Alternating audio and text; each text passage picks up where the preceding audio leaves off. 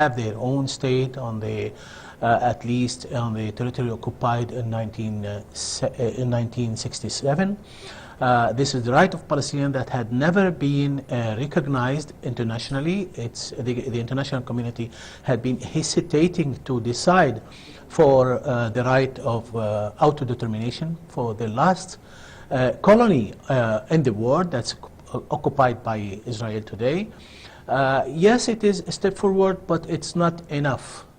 International community should make a decision, should take a decision in favor of the Palestinian self-determination on behalf of the Palestinian state, especially if we are talking now about measures taken in Jerusalem, taken in West Bank, and in Gaza, even in the territory occupied in 1948. We see that Israel is trying to make kind of ethnic clearance in all the historical Palestinian territory. They are trying to have what they call as Jewish state that allow them to clean Palestine between brackets of all the Palestinians and all the Arabs and make it as only for Jewish.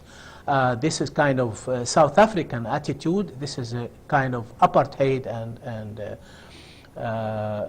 discrimination against the real owner, the historical owner of Palestine.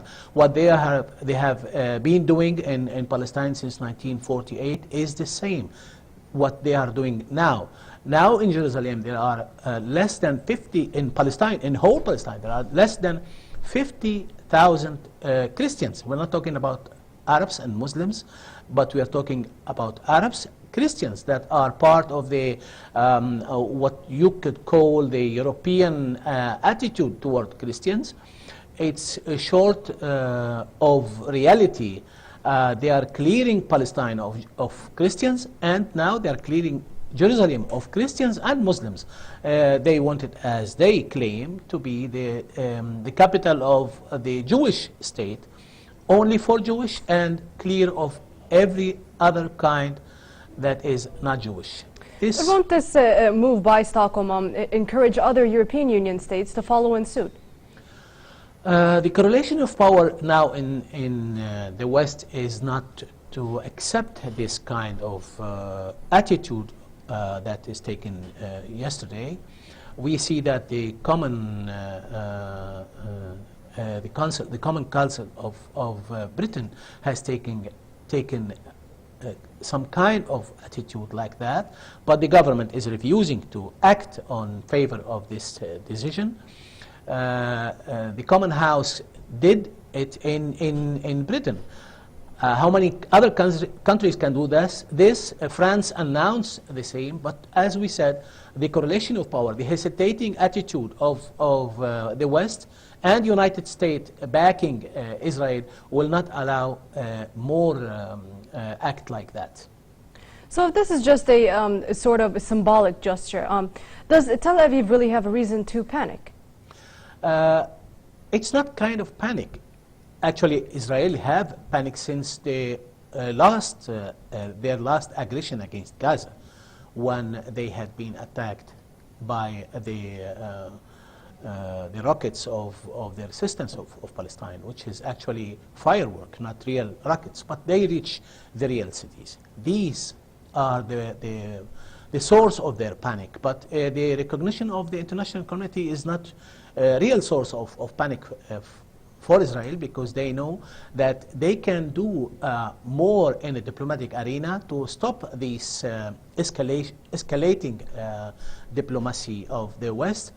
And what they do now is showing their panic just as part of a propaganda campaign against this country, against the decision of this country toward Palestinian self-determination. But if more countries start to recognize the Palestinian state, as Stockholm did, won't this escalate pressure on the Israeli entity? In somehow we can say yes, it is in favor of the Palestinian self-determination right.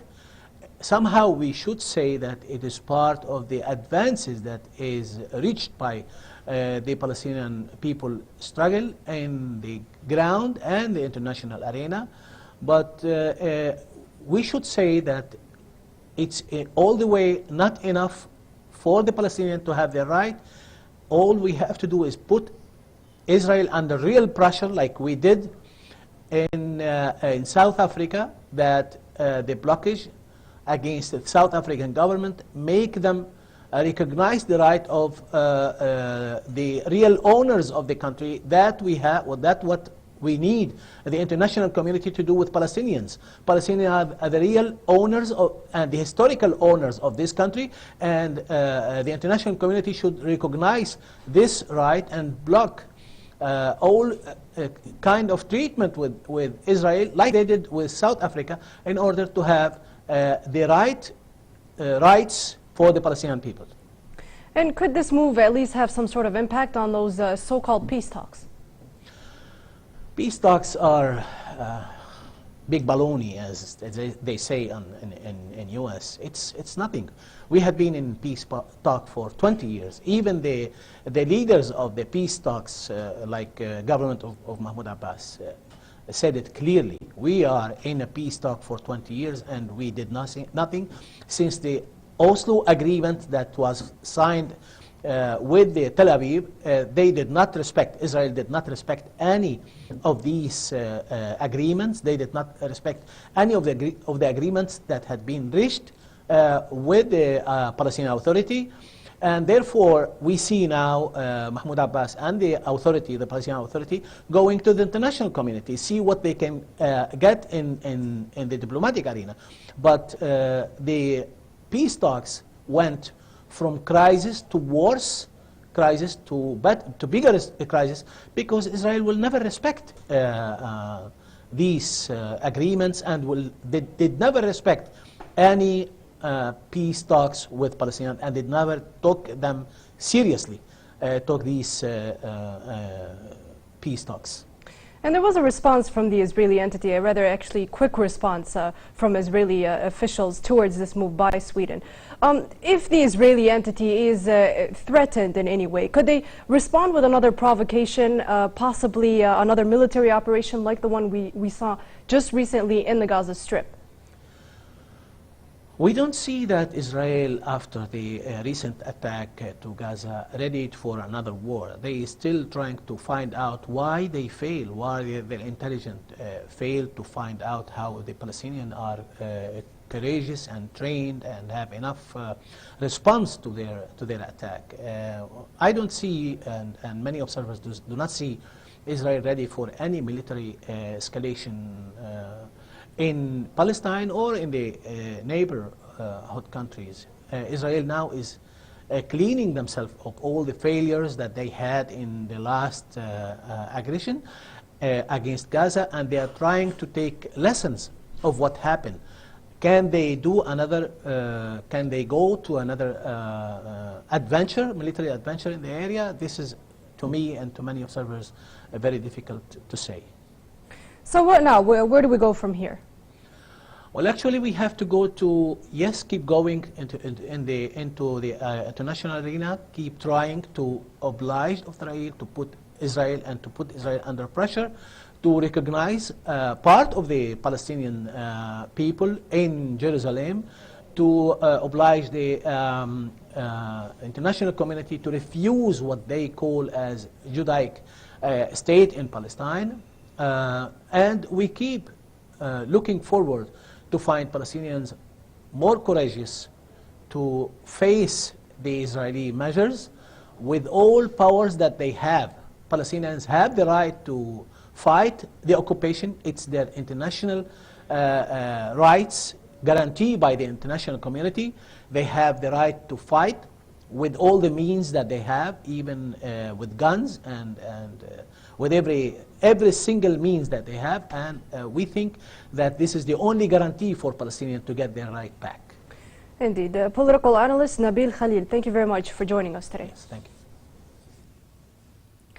Meanwhile, Israeli occupation forces have closed off the Holy Al-Aqsa Mosque, a move that